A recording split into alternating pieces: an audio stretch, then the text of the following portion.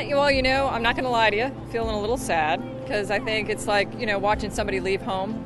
Space Shuttle Discovery began a new mission as it left NASA's Kennedy Space Center in Florida, destined for the Smithsonian's National Air and Space Museum Udvar-Hazy Center outside Washington, D.C. Discovery's flyout from Kennedy on Tuesday, April 17, 2012, began several days earlier when the shuttle, equipped with an aerodynamic tail cone over its three main engines, was rolled out of the cavernous Vehicle Assembly Building for the last time. It was towed about 2 miles to the shuttle landing facility, where NASA's shuttle carrier aircraft, a modified 747, was already waiting.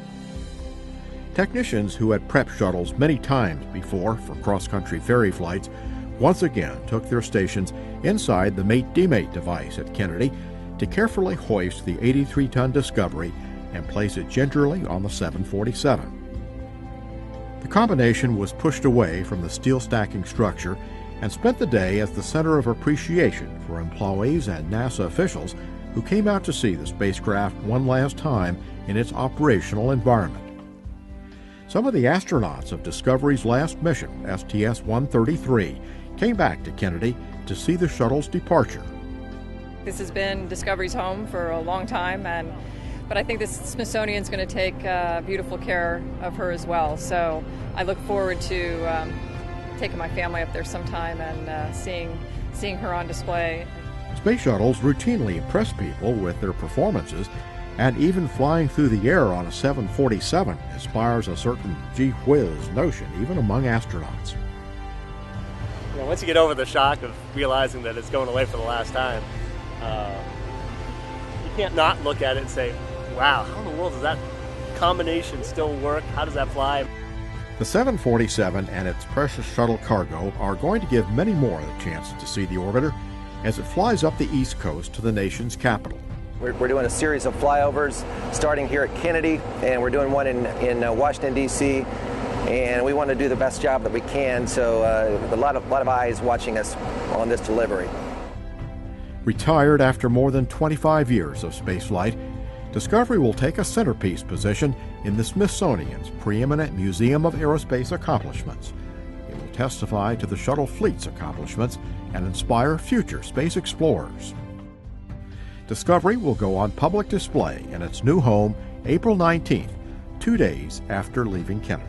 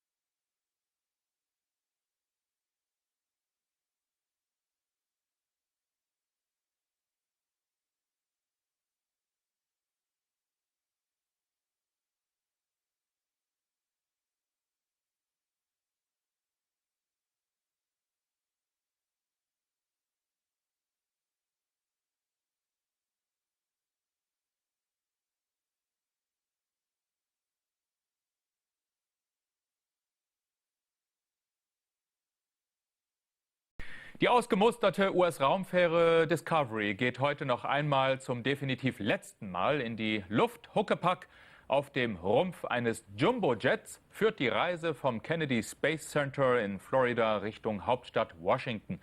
Dort kommt die Discovery ins Museum. Mit einem 4-tägigen Welcome Discovery Festival will Washington übermorgen das neue Prachtstück im Raumfahrtmuseum feiern. Die US-Raumfähre Discovery startet heute zu ihrer letzten Reise. Huckepack auf einer Boeing 747 wird sie von Cape Canaveral in Florida ins Weltraummuseum bei Washington gebracht. Ab übermorgen kann die Discovery dann von den Besuchern bewundert werden. Sie ist die älteste der US-Raumfähren. Im vergangenen Juli hatte die NASA alle Shuttle-Flüge beendet. The space shuttle will be hitching a ride for its final flight. CNN's John Zarella brings us that story from the Kennedy Space Center in Florida. Really the exclamation point to the end of the space shuttle era here at the Kennedy Space Center. Behind me you can see Discovery sitting on the back of that 747. It will fly over launch pad 39A where it lifted off from so many times, then down the coastline, over the beaches, back up over Kennedy and the visitor complex before flying up the East Coast to Washington, D.C. and Dulles. Busloads of workers came out here today to say their goodbyes to Discovery. It flew 39 missions, 148 million miles flown, more than any of the other shuttles, and now its permanent home will be at the Smithsonian. Once Discovery is out of here, there is still Endeavour going to California and Atlantis, which will stay here at the visitor complex, both of those in buildings being built for them. But again, John, bittersweet, as some of the astronauts who flew on the very last shuttle Discovery flight told me today, the end of an era, but it is time, they said, to move on. John? Thanks, John. The Space Shuttle Discovery is ready to embark on its final voyage, heading for retirement in Washington. NASA's oldest space shuttle, the Discovery, is poised and ready to make its final flight. It is flying from its home at the Kennedy Space Center to its final resting place, the Smithsonian Institute in Washington. But it won't be a solo mission. The shuttle is piggybacking atop a jumbo jet for the trip. Discovery is the first of the 3 retired space shuttles to head to a museum. CNN's John Zarella joins us now from Kennedy Space Center. And John, what a way to go. Yeah, you know, Manita, not under its own power any longer. It needs the assist of the 747, and that will happen in about 30 to 40 minutes from now. The plan is for Discovery to taxi down the runway here, stop here at the midpoint of the runway where we are. There are hundreds of NASA employees here to say their farewells. Many of them, of course, worked on the Space Shuttle program over the 30-year history of the program.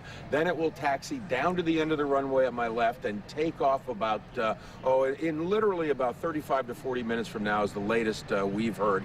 It will fly up over pad 39A where it lifted off from so many times in its glorious history. 39 flights in all as well for Discovery. It was the shuttle that flew both of NASA's return to flight missions after the accidents of Columbia and Challenger. 148 million miles plus flown over those 39 flights. And once it gets airborne, it's going to fly down the beach, around Cocoa Beach, back up over the Kennedy Space Center, then up to Washington, D.C. It'll fly over several landmarks there and then arrive at Dulles Airport about 3 hours after takeoff here, and a big ceremony planned up there. And then it will, of course, go into its permanent home at the Smithsonian. Juanita?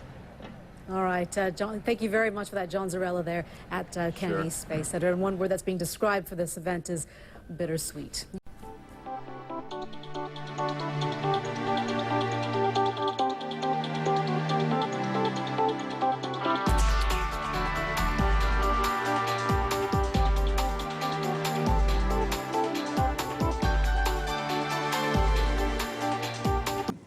Herr Schmidt, können Sie noch alle Namen der Space Shuttles aufzählen? Erinnern Sie sich an alle? Ja, ich erinnere mich. Also das erste Vehikel war die Enterprise. Das war ja ein reines Testgerät für den atmosphärischen Flug. Dann die Columbia, die Discovery, die Challenger und die Endeavour. Und die Atlantis. Das waren die. Und die Columbia und die Challenger sind leider verunfallt mit großem Verlust an Leben und Material. Und naja, jetzt sehe ich, die Boeing rollt an. Jetzt geht's los zum Start. Zum Start, ja.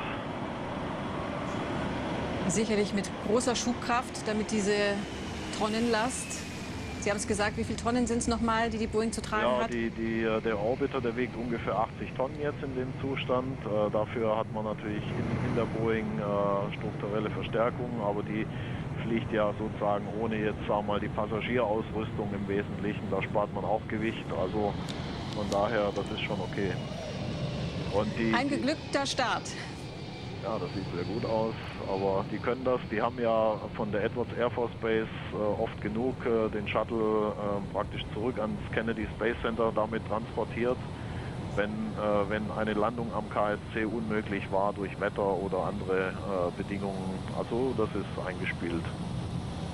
Ein wirklich schönes Bild, das wir sehen vom letzten Flug der Discovery direkt von Cape Canaveral aus, nicht ins All, sondern ins Museum. Eine Ära geht damit nun endgültig zu Ende.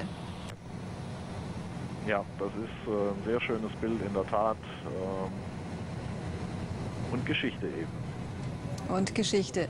Wie lange wird die Boeing fliegen, bis sie am Zielort landet? Ich meine ungefähr 20 Minuten, bis sie am Dallas Airport landen wird.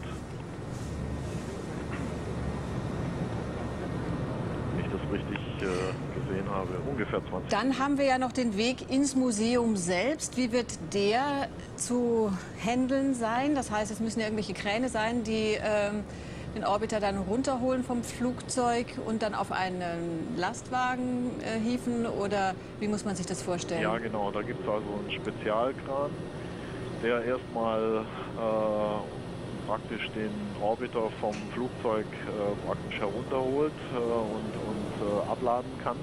Und dann muss es auf einen Sondertransport.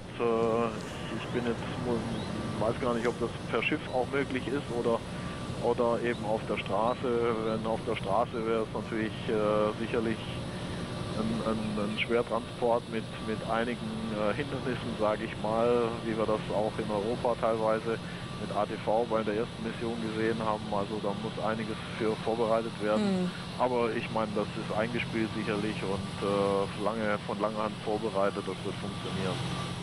Dankeschön, Volker Schmidt. Danke, dass Sie dabei waren und diesen historischen Flug ins Museum der Discovery für uns mit kommentiert haben. The space shuttle, the Discovery, has taken off on its final flight. It is flying from its home at the Kennedy Space Center to its final resting place, the Smithsonian Institute in Washington. The shuttle is piggybacking atop a jumbo jet for the trip. And those are live pictures that you are seeing. Those are the headlines. I'm Juanita Rajpal at CNN London. Piers Morgan Tonight starts right now.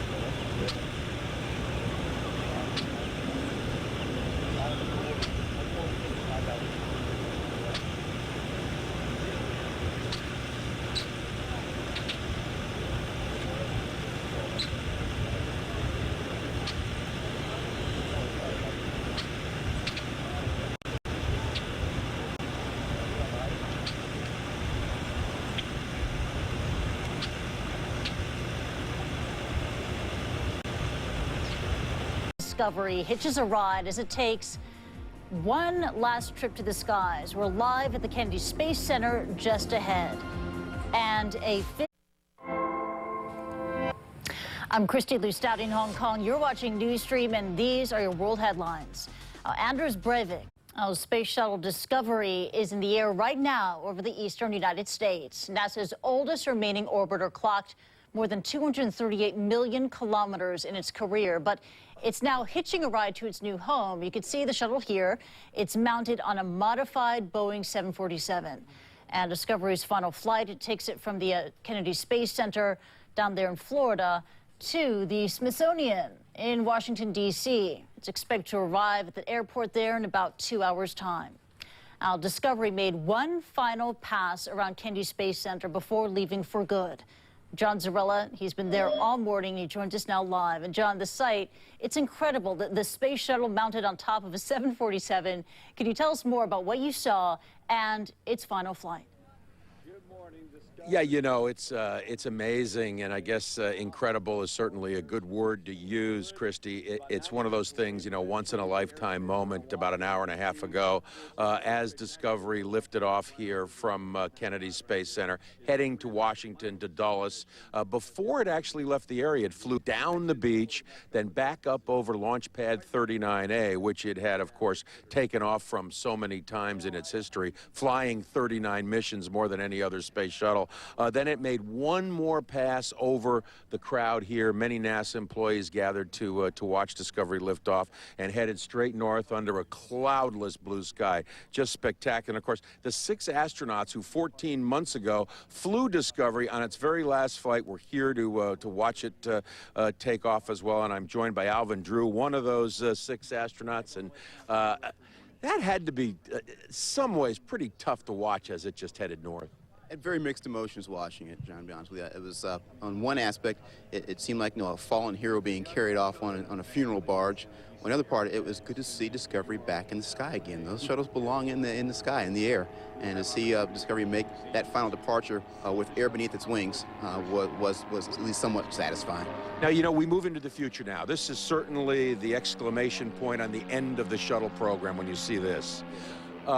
In the future, do you foresee, and you're working in the office that's talking about sending people to Mars and to asteroids, do you see those things being accomplished with international cooperation as perhaps the only way to do it?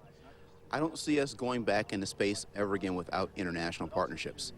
The programs that we're undertaking are very complex, they're very expensive, they're more resources than any one single nation, even superpower, can manage. And so, like, our current international space station, I think, is the template for how we're going to go into space everywhere in the future. All the programs, all the things I'm looking at, going out to asteroids, to the space beyond the moon, to even the trips out to Mars, virtually all of them involve plans to cooperate with other space agencies out there around the planet. Al, thanks so much. I know this, again, pretty, you know, we use that word bittersweet, maybe overused sometimes, but, you know, you certainly can't overuse the word as when it comes, Christy, to the final flight of Discovery. And real quickly, Enterprise will, which is in the Smithsonian, is going to actually go up to New York next week. They'll put it up there. It's going to end up in the Intrepid Air and Space Museum. Endeavour goes out to California in the fall, and Atlantis will actually stay here and be retired here at the Kennedy Space Center Visitor Complex. Christy? Yeah, good excuse to book a trip there to Washington, D.C. John Zarella, thank you. And our own Mari Ramos, she has been to the Kennedy Space Center there in Florida to watch a shuttle take to the orbit. But what are her thoughts right now about this final flight to the Smithsonian? Now, Mari, she joins us now. Mari, what you thinking right now? You know what? It really is bittersweet when you see this. I mean, it's such an amazing spacecraft. You know, I've been a fan of the space shuttle for a long time, ever since I was a little kid. And I did have, Christy, I did see Space Shuttle Discovery take off. That's what I was thinking about. And it was a very emotional moment for everyone there. And of course, you know, if you've never seen a space shuttle launch, it was incredible. I want to go ahead and share those pictures with you right now. Take a look. 3, 2, 1. 0. Booster ignition and liftoff of Discovery. blazing a trail. This was back on April 5th, 2010. I was there with my entire family. It was incredible. It was a night time launch. It was actually at, just after 6:20 in the morning, so it was still dark outside, and we were about 4 miles away from, maybe 6 miles away from where launch pad A, and you could feel, first you see the lights, and then all of a sudden you start to hear some of the noise, and you begin to feel the rumbling of the earth right at your feet as the space shuttle starts to take off. It was really quite amazing, and that was also Discovery's, that was the last nighttime launch that they had for the space shuttles, any of the space shuttles, and it was Discovery's longest mission. But that was then, and this is now, and I want to share some of the pictures that are coming in from iReport. This is by one of our producers, Kim Segal, who is there at the Kennedy Space Center with John. She took these amazing pictures, bye-bye, after takeoff there. One other cool thing I want to tell you, they have been watching the weather very closely, but it does not appear that it will be getting in the way, so to speak. We've had some strong storms developing here across the southeastern United States. All of these will be continuing to trail toward the east, but Washington, D.C. still looking good. I think we might begin to see a little bit more in the way of cloud cover. Now, what we're expecting to happen is, like you said, maybe in about an hour and a half or to 2 hours, as the shuttle gets closer to the Washington, D.C. area, what they're going to do is they're going to do a low-altitude flyby. So basically, people on the ground will be able to look up and spot the shuttle. And that's actually what the hashtag on Twitter that you should be using if you are there, of course, or if you want to see what's going on. It's hashtag spot the shuttle. And this is a map, a Google map from NASA. And these dots that you see here is what they are saying are the best locations to actually be able to spot the shuttle as it flies at about 1,500 feet, which is pretty incredible. It's going to be flying near the National Mall and near the river. It's going to go by the Smithsonian. So they're saying, take your pictures. It's a moment in history for the space program, and they want to share with the world. So spot the shuttle. I'll be tweeting about it, of course, throughout the day, and there's lots of coverage happening here on CNN. Christy, back to you. An den beiden Museen gen Himmel starren, sondern vermutlich jeder, der im Moment in freier Natur sich auffällt unter freiem Himmel, wird sich dieses Schauspiel, das zudem bei recht gutem Wetter, wie wir sehen, stattfindet, dieses Schauspiel nicht entgehen lassen. That is just right there, just above the horizon. It's pretty spectacular. A couple of the things about how this actually happens. Those jets were actually built and modified to be able to carry the space shuttle. And it's not something you see very often because they would really only use it when, for example, a space shuttle would not be able to land in Florida and they had to land at an alternate location, such as California or sometimes in New Mexico. Then they would put the shuttle on top of that modified 747 and then take it to their new location, or I should say back to the Kennedy Space Center to be refurbished and to relaunch one more time. And that's why that's only happened a few times, and that cross-country flight was actually a pretty spectacular to see as well. This flight a little bit different, a little bit shorter, coming from the Kennedy Space Center to Washington, D.C., about a 2-hour flight, and that's what you're looking at right there, coming to an end there from the Space Shuttle Discovery. Yeah, truly remarkable. They, of course, had, you know, they were retiring these things one after another, Andrew, and so this is what you'll probably still see a little bit of this because they've still got to move a few more of these. Perfect timing as it just edges there beneath that tree-lined horizon. Farewell to Discovery. Okay, we're going to move on, though. We've still got news to cover here on World. There's a final flight of the Space Shuttle Discovery making its final takeoff. You see it there over Washington. This time the destination very much on Earth. All of the details right here, right now at CNN, the world's news leader. Live from CNN Center, this is the International Desk with Michael Holmes. This is, of course, the orbiter's final flight. These pictures live. The plane has been flying over Washington, D.C., and there's somebody saying smile for the camera. The shuttle on its final flight, it is going to arrive in a few moments at an airport near Washington. It's going to be displayed at the Smithsonian Air and Space Museum, a historic moment. Let's have a look at those pictures if we can get them back again. It's been flying over Washington, D.C., and newspapers were actually publishing the best places to stand and watch this final flight of the Space Shuttle. And people were turning out in their thousands on bridges over the Potomac and various other places in Washington, D.C. to watch it. And it must have been a spectacular sight to see. We will keep an eye on those pictures and bring you up to date when it's heading in for landing. US-Raumfähre Discovery ist heute ein letztes Mal gestartet. Ziel war aber nicht das Weltall, sondern der US-Bundesstaat Virginia. Dort soll das ausgediente Shuttle künftig im Museum ausgestellt werden. Huckepack auf einer umgerüsteten Boeing 747 hob die Raumfähre in Cape Canaveral ab. Die Discovery ist die älteste und am häufigsten eingesetzte Raumfähre der Shuttle-Flotte. Im vergangenen Jahr hatte die NASA die Space Shuttle-Ära beendet. Alle ausrangierten Raumfähren kommen nun ins Museum. Live pictures of the Space Shuttle Discovery on its last flight, heading for the Smithsonian Institute. We'll be right back.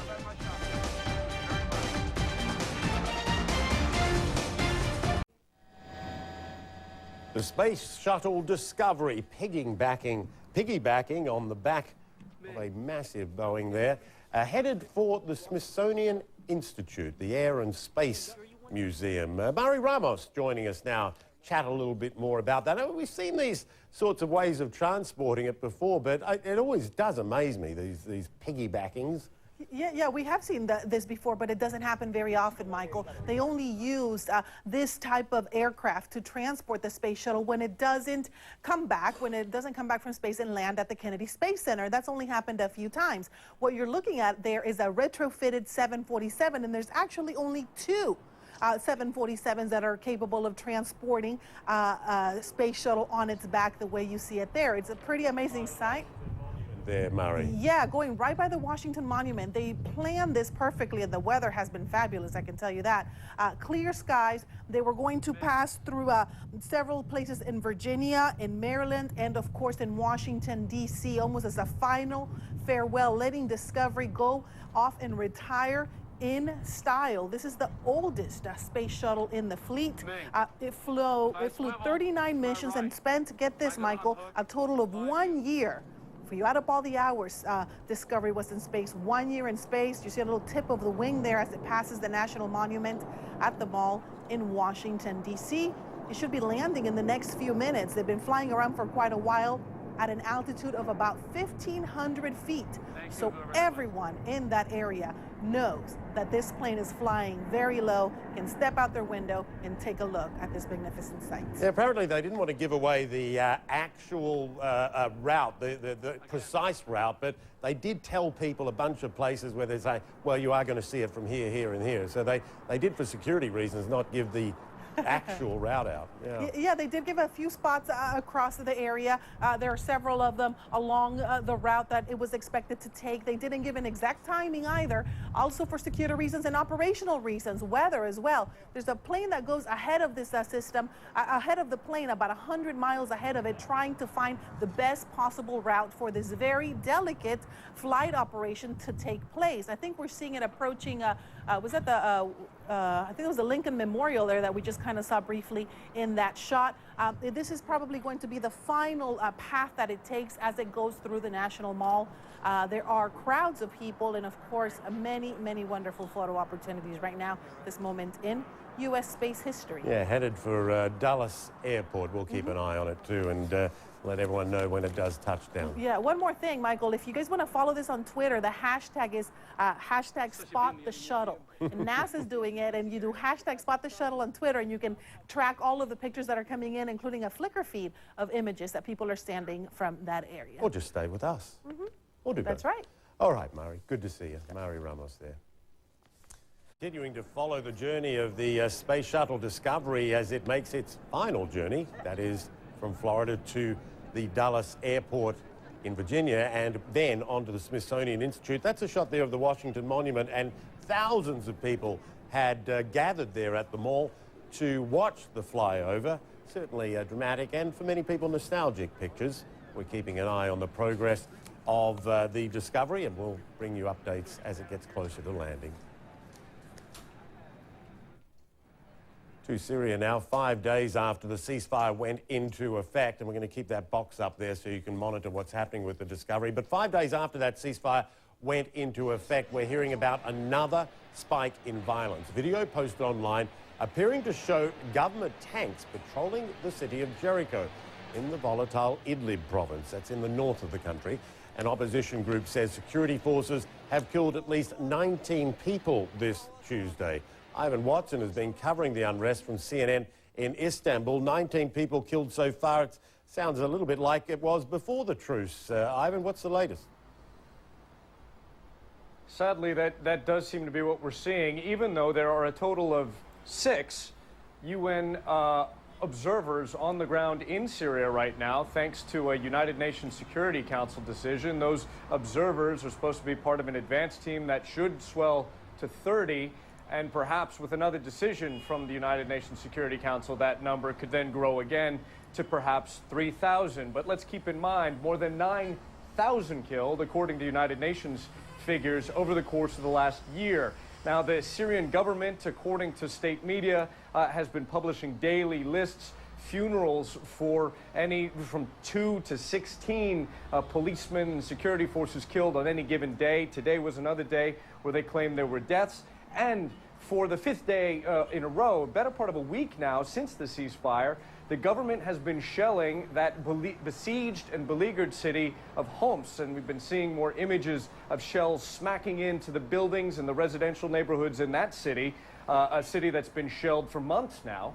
Also, the northern city of Idlib. We've been getting reports since yesterday of helicopters bombing that city, tanks firing into that city. We've been seeing images, Michael, of tanks in the streets of that city, and might I add, it was a week ago that the Syrian government had pledged, according to United Nations peace plan, to withdraw its troops and tanks from Syrian population centers. That clearly hasn't happened yet. The U.S. ambassador to the UN Security Council, Susan Rice, last night... Showing you also these pictures of the Space Shuttle Discovery. And you can see that it is perched on the back of that Boeing 747, piggybacking its way from Florida to Dulles Airport in Virginia. And it'll go on from there to the Smithsonian Institute. Interesting, Murray's standing by too. It's interesting, Murray, that when it gets to Washington, it's going to replace the Enterprise, which was a test shuttle that never flew in space but is at the Smithsonian now, and that'll move on to New York and have another home elsewhere. So it's going to be replacing that one. Yeah, this is an area, since 2003, the Enterprise has been at the Smithsonian. It's going to move to New York City, as you said, to the Space Museum there. If you can just kind of take back a little bit of the Google Earth that I want to show you. You're looking at the Stephen, if the director could do that, up to our center. There is a taxiway that goes from the center right here to Dulles. So they're just going to taxi the shuttle from the airport to the Aerospace Museum, which is right there. It's fairly close by. Those ceremonies will be taking place over the next couple of days, and I think those live pictures are pretty amazing. Once it actually does land at Dulles, they're going to have a ceremony there today, and then tomorrow at 4 p.m., they're expected to go down that taxiway and move it to its new home right here at the Aerospace Museum from the Smithsonian. Now, the transfer ceremony expected to take place tomorrow. Pretty interesting stuff that's going to be happening there. Some of the other items that live in this museum already, the Enola Gay Concorde from Air France also is in this museum. So there's a lot of things that are happening there. And there you see again those live pictures, Michael, of the Space Shuttle Discovery of a final approach, we think already, to Dulles Airport. And you see the jet there on the side, kind of guarding this final flight. Yeah, and actually we're going to join our colleagues over at CNN USA. Their aviation expert, Lizzie O'Leary, is chatting to them and giving them some perspective. Let's listen into what they're doing over there. Come around and then land on this runway, essentially come from the south and land north. You can see it starting to come in. So this is the chase plane everybody we're right seeing. now is trained watching this thing. We were just seeing a picture of the chase plane landing, so I wanted to be clear for our audience. Of the chase plane landing, yes. Yeah, yes. so that's that. So is everyone holding their breath And that's now? known as a T-38. Everyone's holding their breath waiting for the double contraption, which is kind of passing just behind me. and it's essentially going to bank around before it comes in for a landing, and it will land on almost the exact same path that you saw on the flyover before.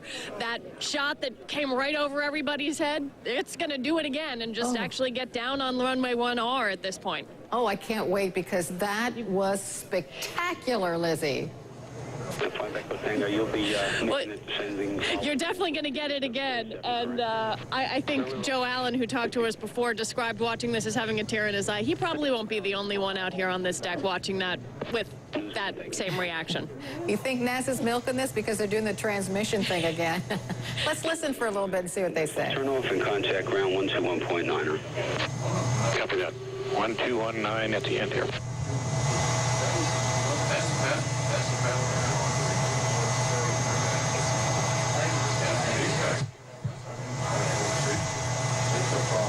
I knew they'd stop talking as soon as I did that, Lizzie. I heard it like in the background. I think they're flying at 2,000 feet, but I'm not quite sure about that. Can you see it?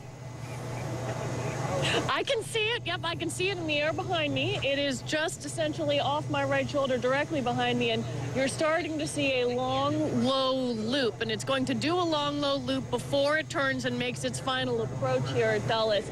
And as you noted, you pointed about those helicopters, Carol. That's what happens when they close the airspace. We started to see those, so we knew that that was the signal that it was coming.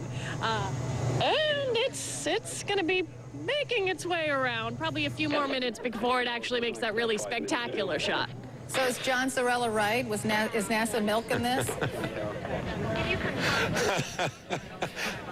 I'm telling you, Carol, I mean, it's great. I mean, it's great theater. There's no question about it. And, we use that word bittersweet, and it is bittersweet theater to watch it coming around there. And, the T-38 that flew in ahead, we saw it leave here just before the shuttle, left here this morning. And, that's the training aircraft that the astronauts always fly in on. The astronaut crews, they always arrive here at the Kennedy Space Center, and they fly in those T-38s, sometimes down at Patrick Air Force Base, sometimes right out here at the shuttle landing strip, and they fly in out of Houston. In fact, there were 3 of those T-38s, or 4 of them, parked out there today, and that was from the crew that was here, that STS-133 crew, that last crew to fly Discovery, had flown in on their T-38s from Houston, several of them. So there you go.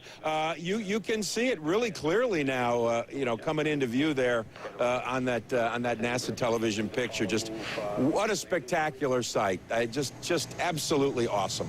Have you been inside a shuttle, John? Yeah, I hate to bring that up because it feels like I'm gloating, but yeah, I've been inside 2 of the 3 shuttles, inside Endeavour and inside Discovery. I was inside Discovery about a year, just after it returned from its final flight, with Bob Cabana, the head of the Kennedy Space Center, who had flown it twice. And this one story I've said all the time, it is small in there. People think, wow, this thing is huge. The cargo bay is absolutely enormous.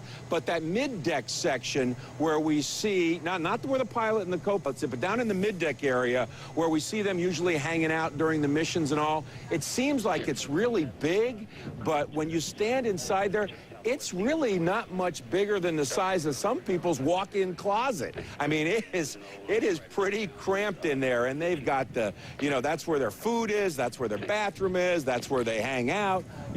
So much is done there, and all the avionics is in there, and it's really a pretty small area. So, but yeah, I've crawled in and crawled through and been sat up in the commander's seat, and that is something that I will absolutely take to my grave as 2 moments in history for me that I will never, ever forget is those opportunities, yeah. I totally get that. That is something to cherish. Barbara Starr is on the line now. She's been talking to her friends and her sources at the Pentagon, and they've been watching this too. Barbara.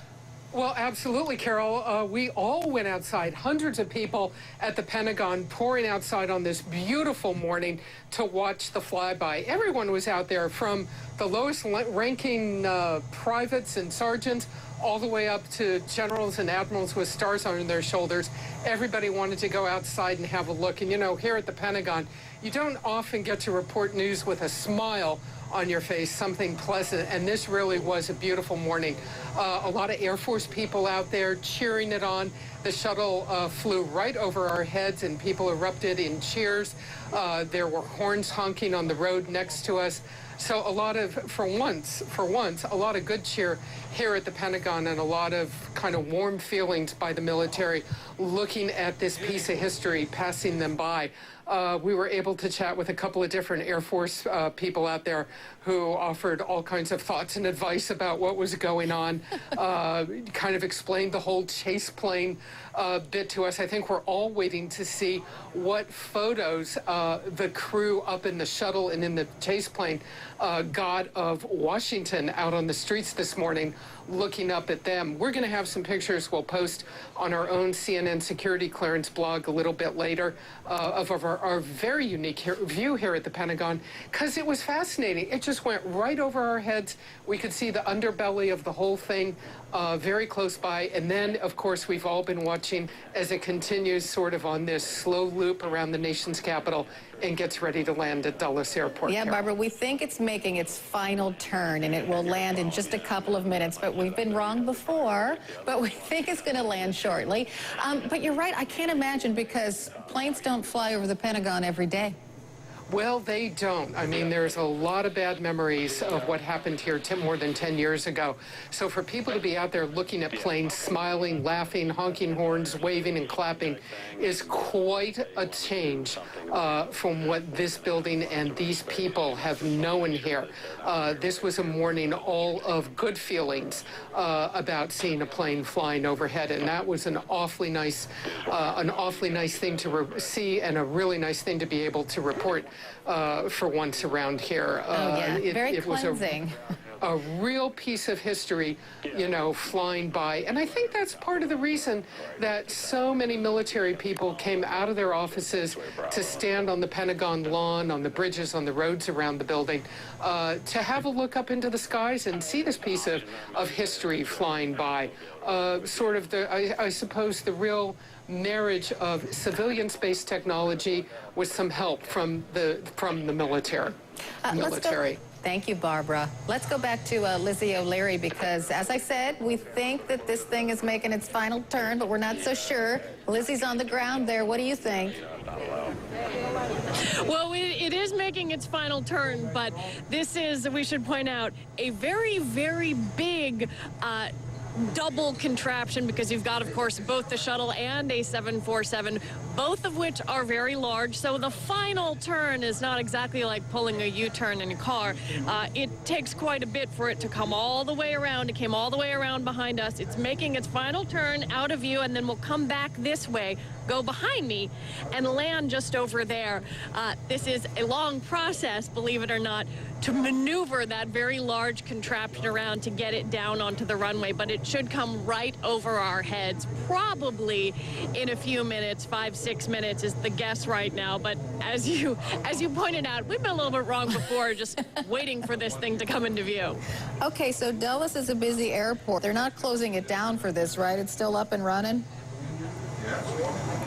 Yeah, they've been closing the airspace in the times when the shuttle has been either on its flyby or getting ready to land. And that, of course, has been sort of what everyone here has been watching and waiting for. We've seen some other planes be able to come in and out this morning, but at the times where it's getting critical, like right now, this airspace is closed. The only thing you see are a couple of news helicopters trying to get a perfect image of the shuttle landing. Well, you know, when you're flying, sometimes you can, like, look out and see another plane that's landing. Can you imagine looking out the window and saying, what is that?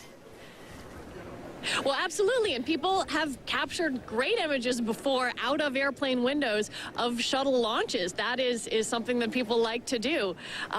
And in fact, we've had some on, I think, of Discovery that people have taken essentially leaning over and maybe climbing over the person next to them, taking a shot out the window. But at this point, I should say that everybody, the several hundred people up here, we are all sort of peering out toward the sky, and that tailgate atmosphere of people down in the parking lot beneath us, they're also all watching too. Everybody is turned and waiting on this approach path, waiting for Discovery's final landing. Okay, so it's going to take a couple of minutes. We're going to take another break because we got to make the money here at CNN. But we're not going to miss the landing. Don't worry. We'll be right back.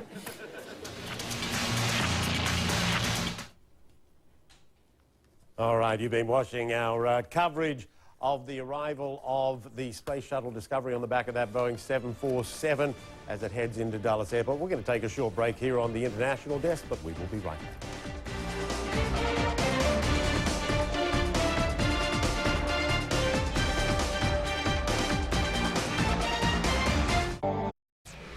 And welcome back to us here at the International Desk. We're going to return now to CNN US as they continue the coverage of the arrival of the Space Shuttle Discovery on the back of a Boeing 747 at Dulles Airport on its way to the Smithsonian Institute. And on the line now talking to our colleagues at CNN US is John Zarello, who's been on a couple of space shuttles when they've been on the ground. Let's listen to what he's got to say. 6 people on board, and you know, Carol, I think when they send Endeavour out to California, I'm going to see if you and I, and we'll take Lizzie with us if she wants to go. Maybe we can hitch a ride on that flight in that 747 when they take Endeavour out to California in the fall. That would be pretty cool. I think Lizzie and I are in. I think it's a pipe dream on my part, but it's good to dream. Oh, it sure is. You got to dream, and you got to dream big, right? You know, and yeah, and you know, Carol, real quick anecdote to what Barbara Starr had said. You know, the shuttle Atlantis was built as a military shuttle. It was going to do all the secret missions for the military, and they had built an entire shuttle complex out at Vandenberg Airport in California, Vandenberg, just for the military shuttles. And after the Challenger accident, when Challenger took place, that was the end of the plans, and the military decided, nope, we're not going to rely on the space shuttles. But Atlantis was built to be a military shuttle and to fly all those secret spy satellites and DOD missions out of California. Yeah. Such fascinating history. You know, that Boeing 747 with the Space Shuttle Discovery on its back flew over the Washington Mall. That means it flew past the Washington Monument, and, you know, it then flew past the National Harbor in Washington. It flew past the Jefferson Memorial. It flew past the Pentagon. I mean, what an amazing sight for people on the ground. And Lizzie, we're describing how people are holding their breath right now at Dulles International Airport, just waiting for this plane to land. They are waiting for this plane to land, and Carol, we should point out it's going to land on a runway that's about 2 miles long. Remember, it takes a fair amount of runway. What you're really talking about is the space they needed to get going and take off, both with the 747 and then with the shuttle on top of it. They also need a pretty long runway to land here, too, just because of the size of what we're talking about, both the shuttle and then the larger plane that is retrofitted to carry it. Are the helicopters still hovering above that runway, or are they gone now? They are hovering above this runway, so we're all kind of in suspended animation mode at this point. We can see the helicopters, and at this point, we are all staring into this little bit of sky where we know that Discovery and the ship that you have heard it referred to as Pluto 95, the air traffic control, that's NASA 905, that 747 that's carrying it. When you listen to the air traffic controllers, that's the call sign, Pluto 95. I know you were playing some of that earlier. Yeah, it's cool, actually. NASA's, you know, they're transmitting just as if they would if the shuttle were taking off and blasting into space. Let's listen for a second. The subject aircraft is going to be making a left turn to the northwest, about 320, heading out of here on the go, climbing up to 3,000. Thank you. And that's for the rest of you guys also, for your information. Omaha 3, the aircraft is going to be climbing up to the northwest, be climbing well above you, but in your vicinity. Omaha 3, roger, we'll keep an eye out. We're taking a look at the traffic, Lizzie, because I know that NASA wanted to land the plane before traffic became heavy at Washington, D.C., but I guess it's too late for that, huh? My understanding. Yeah, it's a little too late for that, and actually the one big road on the way out and back from Dulles is probably your most trafficy road in Washington. People talk about the Beltway, but that's not really the bad one. The one on the way out here is, but you'll probably have some somewhat amazed drivers wondering what's going on in the sky above them as they got a little view of the shuttle on its way both to and from the National Mall, because it would have gone right over the traffic that you showed that picture of. Yeah, if I was stuck in traffic and I didn't know why I was stuck in traffic, and then I found out later that I missed the space shuttle flying over the highway, I'd be really mad. Let's go back to John Zarella. You know, I'm wondering about these helicopters. Why are they there? Well, I mean, I think some of them could be media helicopters as well. If I know there were media, and there it is coming in. That's a sensational shot, but, you know, hopefully those helicopters are, you know, NASA helicopters to record for posterity and maybe get some live pictures from the air of it making that final approach, you know, down that runway. As Lizzie said, you know, the runway here is 3 miles long, you know, the shuttle runway, because they need all of that when they're landing a shuttle. And they certainly needed most of it to take off in that 747 this morning with the shuttle on its back. So, yeah, they need that long runway, that's for sure. But I think that it could be that some of those are news outlet helicopters that may be up there as well. There were a few flying around here when Discovery took off. So yeah, that's a possibility. And we appreciate those local affiliates and their news helicopters, because they're providing some of these beautiful pictures for us. You know, the shuttle is so heavy, John Zarella. How fast can that Boeing fly with that shuttle on its back? It's going about 300 miles an hour anyway, maybe more than that. It took long, you know, I mean, what the flight time to Washington, D.C. is probably 2 hours and, you know, 15 minutes or so, and it took a lot longer with the shuttle on its back. So, you know, it's probably flying 350, maybe 400 miles an hour heading up the East Coast. Enough to get the lift and get up there, but they have to be very, very careful, you know, with their speed and with their altitude. And it's a real, you know, juggling act to get it all just right. And again, as we pointed out, this is a veteran crew specially trained to do this. And, you know, you had some great shots just there. It looks like it's pretty much coming in pretty close to the final approach now, as NASA continues to milk this for us, Carol. Well, I think NASA just cleared a low approach, and I'm no pilot, so I don't know what that means, but it seems to me it's kind of like 4 miles out or something like that. Yeah, I missed that as well. I wasn't clear on what they had said, how far out. And I see, and looking at that, the landing gear on the 747 are still, they're not down, I don't believe. Are they, or are they down yet? They're not. I don't think they are, which is they're not, an indication that, you know, maybe they're going to do another flyby before they land. Because they're awful low to the ground now, aren't they? They're pretty low to the ground there. I would think so. It looks that way to me, but it's hard to tell from this picture because, you know, your perspective is skewed when you're looking at a television monitor. Lizzie, what's it look like to you? But look at that. I mean, yeah. Here we have it's coming right across behind me, Carol. You have got, there it goes. Yep, they did another flyby. They're doing another flyby. That gear is up. Hey, John, they're doing another flyby. Yeah, I thought that's what it looked like. When that gear wasn't down and they were that low to the ground, you know, it sure looked like another flyby. So there you go. You know, once more around, I guess, for you know, for anybody who missed it the first couple of times. We'll fly around one more time before they land, and you know, here it is, 10 minutes to the top of the hour, and you know, clearly they had said they wanted to be on the ground by 10:30 because of the air traffic that picks up around Washington, you know, the Washington metropolitan area after 10:30. But I guess they have enough clearances today that they're able to do this, and you know, for the people in Washington, if you didn't see it, get outside, because you know, if you have a shot at this, what a spectacular opportunity, and NASA's giving you all one more opportunity as it banks to the left there and prepares to circle back around. And I would think that the next time around, Carol, should be the charm, and they'll probably go ahead and set down on that next pass around. It is an incredible sight. We're going to take another break. When we come back, we'll see if it landed. Our 5 Tango, proceed as requested, and you go ahead and, if you will. And we'll take a break as well here on the iDesk, and we'll be back with more after that. News 1 and air photo, the other helicopters. And the final flight of the Space Shuttle Discovery, the oldest of the space shuttles, continues, albeit on the back of a Boeing 747, as it does another flyby at Dulles International Airport, circling around and heading back in, one would think or hope, for its last approach. When the landing gear goes down, we'll have a clue. CNN US is speaking with John Zarella, our expert on all things space from Florida, and also our aviation expert as well. Let's listen in.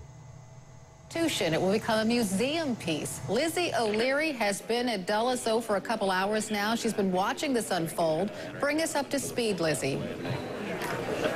Well, Carol, we just got maybe a bonus flyby, if you want to call it that. Even the folks here out at the museum where Discovery will eventually rest, this is a part of the Smithsonian Institution. It's not what people traditionally think of, but this is where you have a lot of aircraft out here. It's an extension of the Air and Space Museum. The folks out here were surprised, too. We were all ready for a final approach, turned, looked at that plane, and everybody kind of went, hey, the landing gear's up. That, of course, was just so they were going to do another flyby. They were a little too high for a landing there. We've been listening in to the air traffic control. We heard them give the instructions to climb to about 1,500 feet. So you do see that 747 banking around. It's doing a big, slow left turn and will probably come back around to where I am. It's just flying over part of Virginia, getting, I guess, one last ride before it lands here at Dulles. And tell us about its flight path through the city of Washington, D.C. Well, this is interesting. NASA initially wouldn't give us the exact flight path, just said it would fly over a series of spots downtown, gave a few hints on good viewing locations. But remember, of course, much of the middle of Washington, D.C. is that wide open green space, National Mall, a great big lawn. You have all of the monuments there, the Washington Monument, the Lincoln Memorial, the Jefferson, and the shuttle and the 747 it's flying on flew over all of those. You heard Barbara Starr talk about seeing it at the Pentagon. It is a rare thing to have a plane in the Washington airspace overall. Certainly the legacy of 9/11 is a very tightly controlled airspace, and then to have one this big with the shuttle on top of it and to have it be a benign and happy thing is doubly rare in D.C. John Zarella, are you with me? Yep, sure am. Okay. I'm with you, and I think as we had been pointing out all morning, Carol, that this whole thing is pretty fluid. They left early from the Kennedy Space Center. They did a couple flybys of Kennedy down the beach, back over Launch Pad 39A, where Discovery had lifted off from so many times, then up over the vehicle assembly building. So we kind of knew that they were a little fluid, and it's like somebody had said to me, well, the commander and this crew up there, they've got this thing. It's just like, he'll bring it in when he's ready to bring it in. They're flying up there. What are you going to do, fire him? He's in control. And so, a lot of people had said,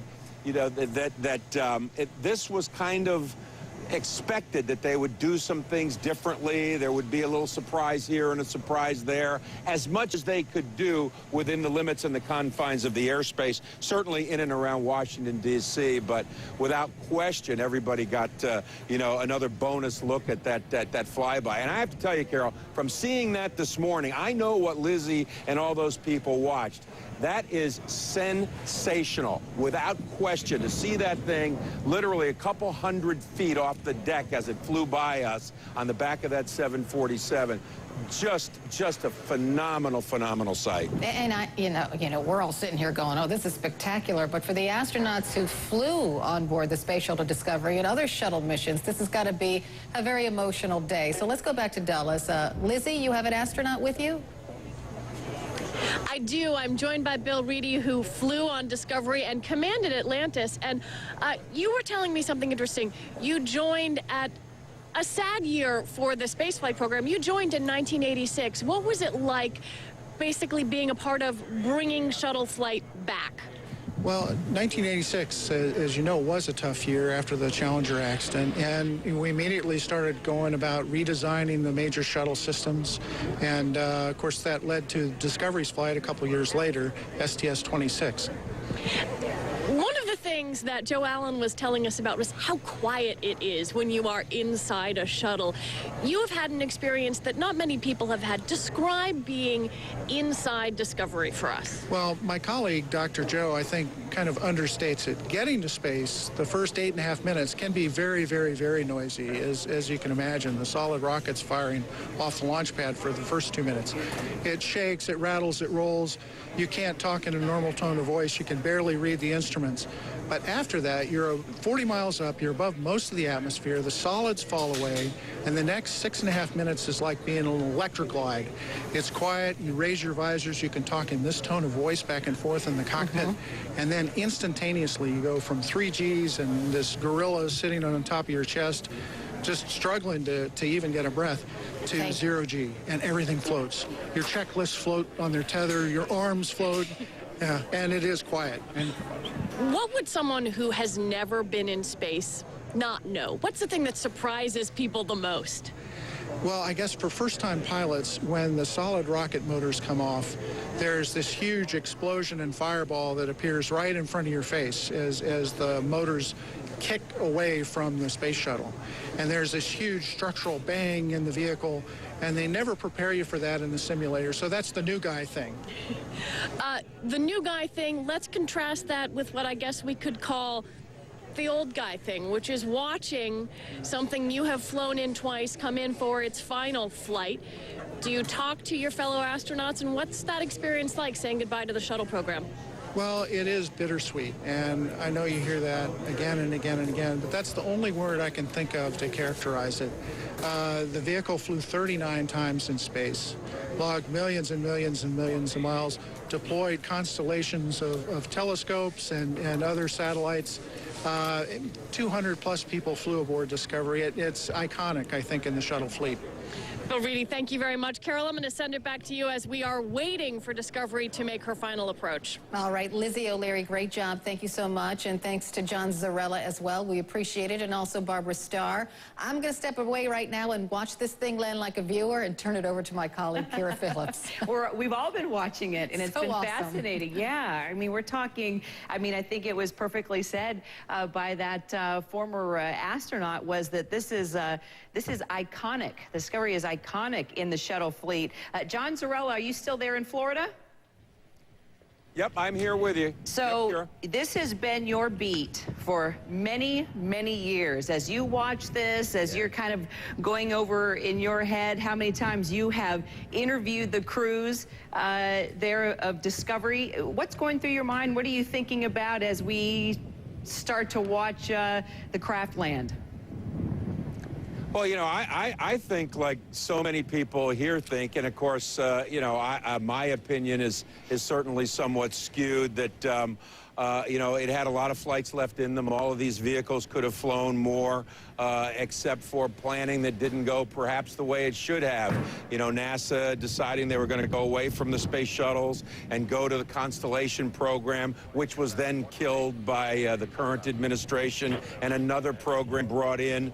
And so meanwhile, there's now this gap. And shuttles still could be flying today if it wasn't for, you know, some political decisions that were made that a lot of people probably wish, and I know they wish, could be taken back today. So that's the sad point. A lot of people are out of work, and a lot of people are even at this very happy, very bittersweet moment, as Bill Reedy put it, you know, watching this. There's still a lot of anger and a lot of people that are upset that the shuttle program perhaps ended prematurely, and with a little more forethought, the United States wouldn't be caught in this gap where we have to wait perhaps another 4 or 5 years before we have our own way, and it would be commercial companies to put astronauts up to the International Space Station. So the United States is out of the space flying business right now, which is, that in itself is a pretty hard statement for a lot of people to swallow. And if you're just tuning in, you're looking at live pictures now coming to us via our affiliate WJLA. Space Shuttle Discovery taking its last flight from Florida's Kennedy Space Center, where we were just talking to our John Zarella. This has been his beat for decades, fair to say. It's coming down in Washington, where its final destination will be the Smithsonian. That takes me over to Lizzie O'Leary, who's there at Dulles. Lizzie, every fighter pilot that dreams of being an astronaut, they love to do a flyby. And this crew did get a chance to do that over the National Mall before it came down. Yeah, it was sort of the mother of all flybys, Kira. It came past here, Dulles Airport, and then did a very slow one over the National Mall, and then did one more bonus one here. We were all waiting for it to land and noticed it was too high and its gear was up. But right now, the landing gear on the 747 carrying Discovery is down. You can see it's got its land lights on, and I can see it over my left shoulder. It is starting to come in on its final approach. There are a couple hundred people up here, and then down in the parking lot below me, you have people who were basically tailgating here since about 6 in the morning. A big crowd of people. You've got little kids out there watching it land. It is flying in, and you can hear it on the air traffic control, the call sign for that 747. You'll hear them refer to it as Pluto 95. That's NASA 905, the 747 that is configured to carry a space shuttle like Discovery on its back. And Lizzie, as landing gear is down and we get ready to see the Space Shuttle Discovery make its final landing, this won't be the last time that you can see this, right? You're going to be able to visit it. Okay, tell us about that. Well, there's a cheer going up, by the way, from the crowd behind me in the parking lot, and here it comes. People will be able to see it as soon as Friday in the museum out here, which is part of the Smithsonian complex. They'll be able to come in and see it in person, and this thing is coming in on its final approach with the shuttle piggybacked on top of that 747. There's a big cheer going up from the crowd behind me. The spacecraft, the oldest of the 3 orbiters, and has clocked more than 148 million miles on its missions, coming down for its final landing. Let's listen in. And Pluto 98, when you do break, just maintain at or below 1,500 and enter right downwind, runway 1 center. We're going to have you clear to land on 1 center as soon as you tell me you can break out.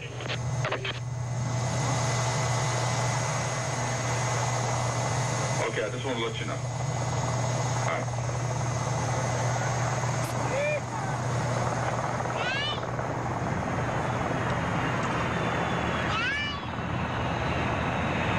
And number 5, Echo Tango, as soon as the T-38 and the 74 clear, go ahead and cross the runway to clear room for the T-38 to enter downwind. Copy that. Air photo, go ahead and cross right now if you would, then head right at my tower, please, and then hold, you can hold right in front of, to the north of it. Go to the tower, hold it north. Tower, Pluto 98, helicopters, and turn base your discretion, runway 1 center. 1 center.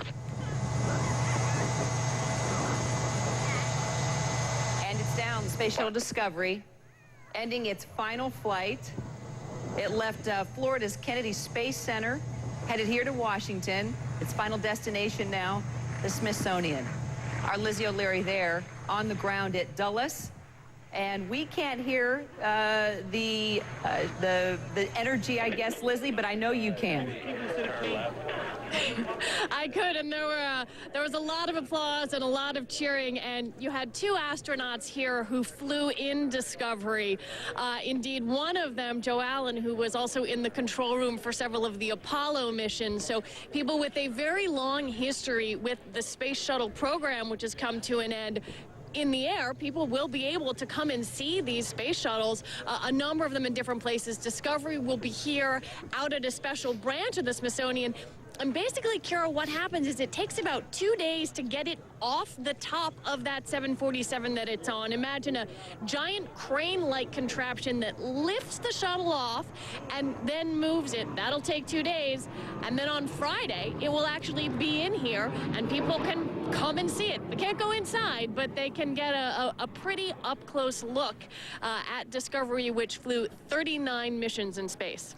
Well, you couldn't have more of three aviation geeks, and that would be you, me, and Ali Velshi, because aviation always moves into space exploration. And Ali Velshi, are you up? Can you hear me okay? I can hear you. It's a bittersweet time for me. I mean, I grew up on these space shuttles, and you know, in 1994, a group that I'm involved in, the X Prize Foundation, funded an effort to move into commercial space exploration. Right? They funded a prize, the Ansari X Prize, to come up with a rocket that would do the job that these shuttles have been doing. So while NASA did the heavy lifting up front, now we've decided that this movement of people and cargo to the International Space Station and suborbital space should be the job of the commercial space industry. That'll pick up in about a year and a half to two, and we'll see a lot more activity in space.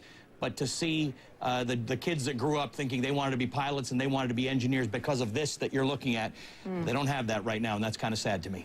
Yeah, and in many ways, okay, we can look at the end of an era here, but you could also say that the past is meeting the future, right? Because if you think about just a few miles south of Cape Canaveral, you've got SpaceX, right? It's in its final preparations to launch its Dragon. So let's be positive. Let's push forward here. No, but you're right. And SpaceX is one of these. Ali, can you see the American flag coming through the top of the cockpit? That's pretty awesome. I'm sorry. Go ahead. Yeah, you're absolutely right about that. It is actually the past meeting the future. Without Discovery, without the other space shuttles, without NASA doing what it did, we wouldn't have been able to evolve into this place where the commercial side of things can take the risk and spend the money now, and we can redirect taxpayer dollars to other things. I just hope that some of those other things will involve deep space exploration and the things that have changed our lives and our society, technology, because in tough times, tough economic times like this, support for these kinds of big spending, dreamer, visionary space programs does recede, and we're in one of those times. You've heard the presidential debates where they think that less money should be spent on this and it should just be the private sector. The fact is the private sector couldn't do what NASA did in this shuttle program. You know, I make this comment sometimes. Maybe the smartphone you've got in your home, in your hand, has more technology than the first space shuttle had going into space, but we have gained so much from these programs. And as you know, we are not fully competitive, Kira, on the engineering and science fronts in the United States, and it is programs like these, it's watching that thing take off and watching that thing land that makes little kids want to be astronauts. And, you know, you make such a good point on the note of the smartphone. You know, you can go and look at the list of everything that we can be thankful for due to space exploration. It's not just about, you know, launching and getting in touch with the heavens. There have been so many things that you and I use on a regular basis due to that. You know what? I need to try and find that list. I know that NASA has a list out there. Name them while I try and log on and find that list, because it's pretty remarkable. The one everybody talks about is non-stick pans. It's the one that's least important, the idea of Teflon and things like that. But it's really the technologies that enable us to do so many other things. It's not just the little things you have in your house. It's the idea that transportation, fuel efficiency, the ability to conduct heat in an environment that's getting hotter. These are all things we learn, but it takes those dreamers who just want to get to Mars and who want to meet Martians and who want to speak to the heavens and who want to see other you know, galaxies to get us these innovations, because we don't build programs like this just to get a non-stick frying pan. We build them to reach the heavens, and in the process we learn so much and we become so much smarter. So it's still there, and there are still very exciting projects, and you're right, you mentioned SpaceX. That's one of them. There are rockets out there. There are lots of great things happening, but this is inspiration. This is America. This is not only just America. I mean, the world was involved in so much of this space shuttle and the International Space Station. This was a symbol of when you think nothing holds you back and there are no bounds. And that's what you're looking at right there. And by the way, right under it, that Boeing 747 unveiled in 1969 after more delays than any aircraft. And all we talk about is delays and delays. That is one of the most successful aircraft in the world. So you are looking at innovation, American innovation sitting atop American innovation. Those two things, they don't make too many of those 747s anymore either. You are looking at the picture. When somebody says, what's America all about? What's it good for? Take a look at that picture. A space shuttle on top of 747.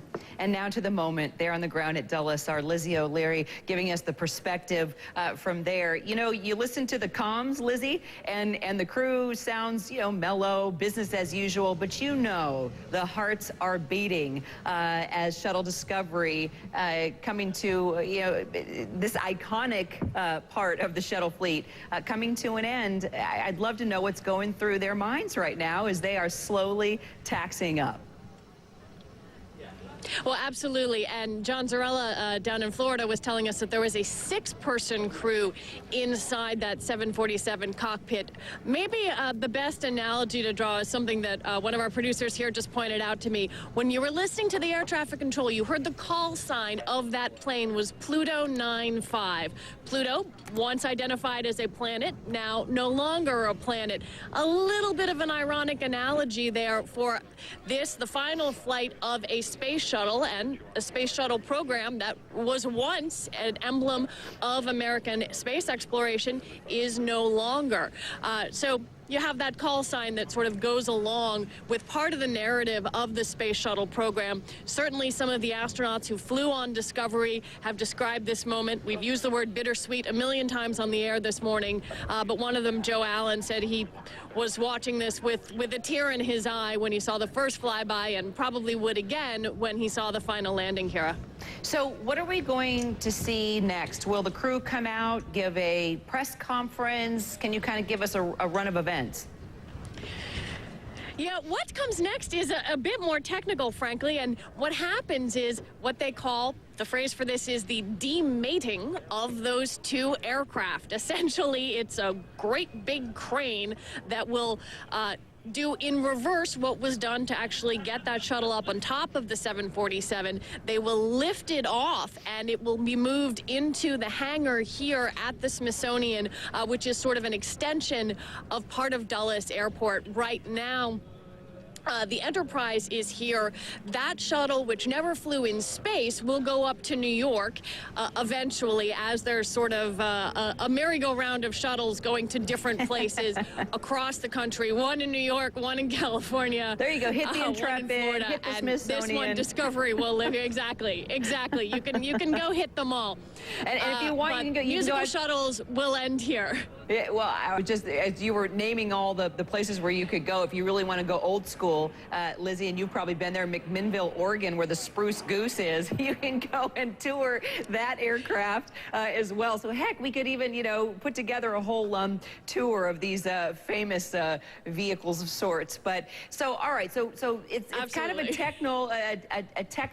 technical break-off, I guess we could say. Are we going to be able to watch that, Lizzie, or is that all something that will happen within the hangar? It will happen slowly over the course of the next 2 days, and we'll be able to see some of that. But one of the most amazing things is people will actually be able to see Discovery itself inside the museum hangar here on Friday. So it takes a while to move the thing off, but visitors will be able to come in, look at a shuttle that I think one of the folks here described as lived in and loved. This thing has flown a lot. It spent essentially a year in space when you total up all of its different missions. And the kids who are out here in the parking lot today watching this will be able to come into the museum and look at it come Friday.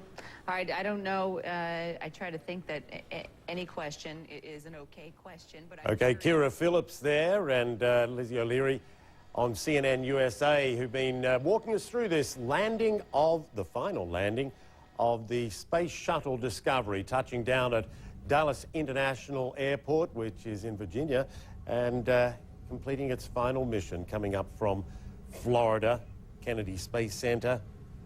And what a scene it was. I think we've got some video of the landing, actually. There it is, almost touchdown there. Historic moment. And before landing, the 747 carrying the shuttle circled the Capitol area several times so thousands of people could get a good look at it, and some spectacular pictures of it passing by the Washington Monument, and it flew over the Pentagon and did that final flyby as well when everyone was expecting it to come in and land. And in fact, it stayed wheels up and just spectacularly flew by the airport and went round one more time. Of course, as you've been hearing from Kira and Lizzie and John Zarella as they've been covering this, it's going to be housed at the Smithsonian Air and Space Museum, which is really part of the airport there. It's just going to be taxied over to there, and over the next couple of days taken off the Boeing 747. It'll be on display fairly quickly, actually, in the next few weeks. Discovery flew 39 missions, the world's most flown spacecraft, 148 million miles. Interestingly, that it's going to replace Enterprise, which is already at the Smithsonian, which was a test shuttle that never actually went into space. That's going to go to New York, eventually to the Intrepid Museum. And then the shuttle Endeavour will be the last of the shuttles to be mothballed, if you like, or put on display. It's going to head to the California Science Center in Los Angeles. It's really an end of an era. But of course, as you heard John Zarella saying earlier, the commercial company's taking over now. John Defterios is going to be joining us now. There, John, we've eaten into your show and it all ate into mine as well. Time for a little bit of global exchange. It was spectacular, wasn't it? And it's history, Michael, so we can spare 20 minutes on the global exchange for that. Thanks very much for the handover. Michael Holmes, of course, at CNN Center watching the final flight of Discovery.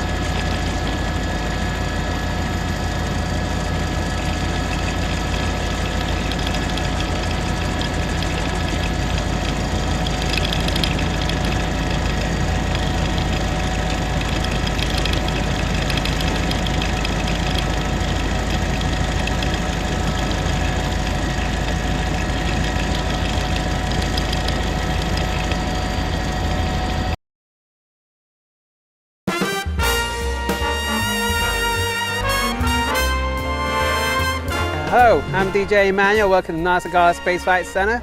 Over my shoulder you see the Space Shuttle Discovery on top of the Boeing 747 shuttle carrier aircraft. It just flown in. It did 2 flybys. I've been up since 3 o'clock waiting for this moment. It's been great. It flew from Kennedy Space Center this morning at 7 o'clock in the morning and flew over Dallas. Then it's made its way down through DC over to Goddard Space Flight Center before returning for final flyby and landing at Dallas Airport. Discovery was the workhorse for the NASA shuttle fleet. Flew the most missions and also was involved in a lot of the most important deployment of astronomical satellites. It's going to be handed over to the Air and Space Museum, Udvar Hazy Center on Thursday.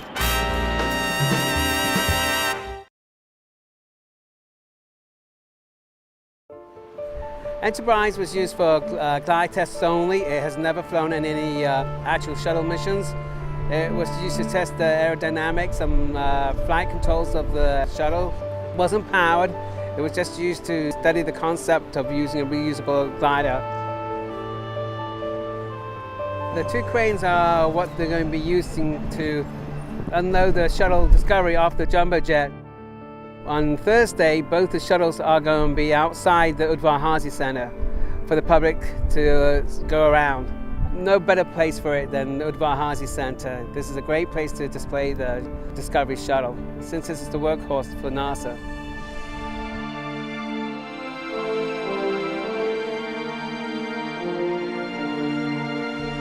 Sent shivers up my spine. To see this shuttle, so close up, enjoyed it a lot. And having all the people that were at the museum made it an incredible experience.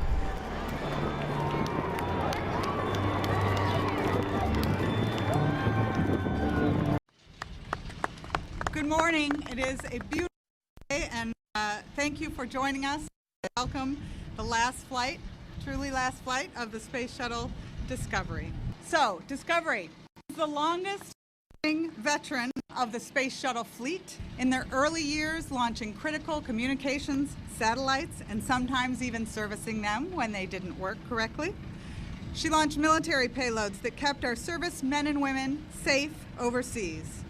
Discovery herself has launched dozens of Earth and space science spacecraft that have allowed us to peer into the universe, like the Hubble Space Telescope, and look back at our home planet. Their greatest accomplishment and purpose, which they have now completed, has been the launch and construction of the International Space Station, our science laboratory in space and our foothold to the rest of the solar system. Like all great accomplishments, these achievements have come at a cost. When we lost the Challenger and Columbia flights and their brave crews, we rededicated ourselves to an even more meaningful and exciting future. And today, NASA is following through on that commitment by building on the success of the past and learning from our failures. President Obama has set us on a course that will tap into the innovative spirit that has made this a great nation. It will allow us to more fully utilize the International Space Station and to explore farther than ever before with humans, first to an asteroid and then on to Mars. This shift will allow us to advance our technologies, open new markets, and create more American jobs, making our aerospace industry even more competitive and increasing our economic and national security. So, to those who say our best days of space exploration are behind us, I simply must disagree. While it is absolutely wonderful to reminisce about the past, and that is of course what we come to the Smithsonian museums to do, NASA must continue and does focus on the future. You need only admire this unbelievable space shuttle and their accomplishments to realize that the people, the organizations, and the nation that created them have only just begun. Vehicles with names like Orion, Dragon, and Dream Chaser are being built today all across the country that will continue to expand on the space shuttle's many accomplishments. After all, we remain committed to deliver a space program that advances the human condition and the human spirit. So it is my honor to deliver Discovery to you today for you to share this national treasure with the nation to help us tell not only the story of the past, but ushering in that promise for the future. Escorted by a NASA T-38 jet, Space Shuttle Discovery, atop the NASA 905 shuttle carrier aircraft, made its much-anticipated arrival in the Washington, D.C. metro area. It was the 38th and final time Discovery has traveled piggyback on the modified Boeing 747, and undoubtedly the most anticipated. Onlookers gathered on rooftops, along the National Mall, wherever they could, to catch a glimpse of the iconic shuttle as it was flown overhead. I got goosebumps. I was watching it through my my telephoto lens as it went over the Lincoln Monument down here, and really impressed me emotionally.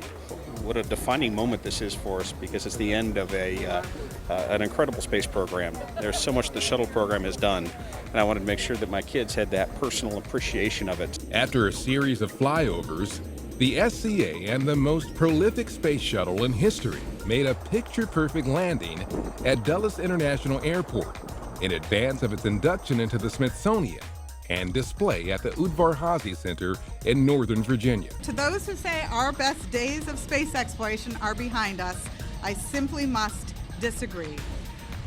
While it is absolutely wonderful to reminisce about the past, and that is of course what we come to the Smithsonian museums to do, NASA must continue and does focus on the future. You need only admire this unbelievable space shuttle and their accomplishments to realize that the people, the organizations, and the nation that created them have only just begun.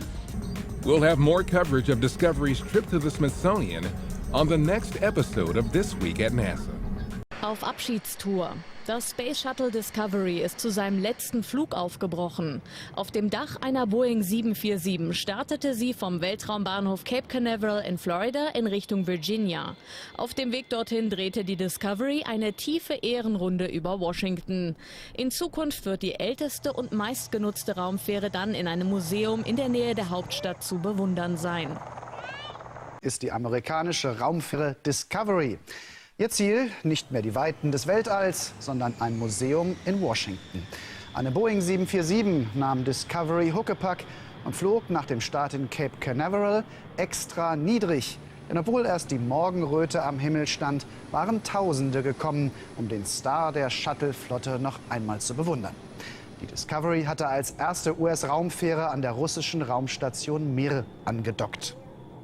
Die US-Raumfähre Discovery ist heute ein letztes Mal gestartet. Ziel war aber nicht das Weltall, sondern der US-Bundesstaat Virginia. Dort soll der ausgediente Shuttle künftig im Museum ausgestellt werden. Huckepack auf einer umgerüsteten Boeing 747 hob die Raumfähre in Cape Canaveral ab. Die Discovery ist die älteste und am häufigsten eingesetzte Raumfähre der Shuttle-Flotte. Im vergangenen Jahr hatte die NASA die Space-Shuttle-Ära beendet. Alle ausrangierten Raumfähren kommen nun ins Museum. Fähre Discovery ihren allerletzten Flug jetzt sicher beendet, allerdings nicht aus eigener Kraft, sondern Huckepack auf einer Boeing 747. Nach einigen Ehrenrunden über Washington landeten Boeing und Shuttle auf dem Dulles Airport im US-Bundesstaat Virginia. Künftig wird die Raumfähre in einem Museum in der Nähe des Flughafens zu sehen sein. Die Discovery ist ja die meistgereiste Raumfähre. 1984 machte sie ihren Jungfernflug und war insgesamt ein Jahr lang im All.